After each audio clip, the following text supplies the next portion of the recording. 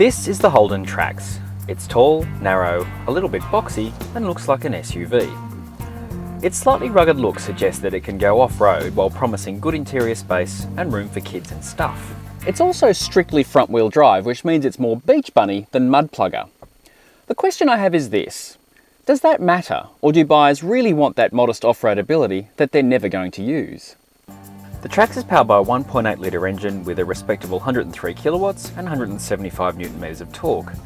It does a passable, if sometimes noisy, job of getting the Trax around town and is a settled highway cruiser.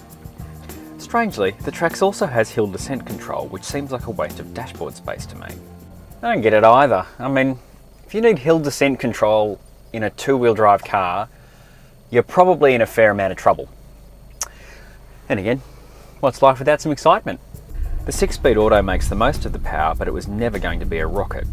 The auto is better than the 5-speed manual. Inside the cabin is plenty of room for 4 people and a squeeze for 5. It's a simple car to step in and out of and rides well most of the time, just getting a bit jiggly over high frequency stuff. The top spec LTZ replaces the cloth from the LS with this artificial leather and toothpaste coloured stitching. If I was being honest, I'd take the cloth any day. The excellent MyLink is pinched from the Barina. It's one of the best control screens I've used and puts similar systems in far more expensive cars to abject shame. The Siri integration for iPhone users is excellent, and being able to use Pandora and Stitcher is very clever. The Bringo SatNav integration is neat too.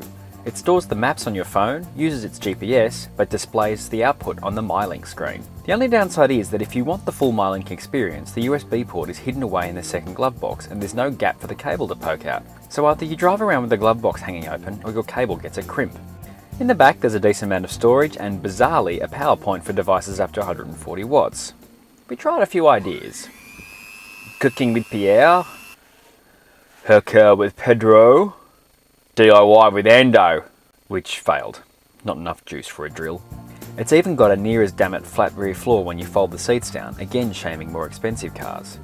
The plastics bring you straight back to earth though, as does the engine, which buzzes under load. On the road, the Trax is good. It's easy to see out, has just enough power to punt you around, and once you're used to the body roll, seems to have plenty of grip.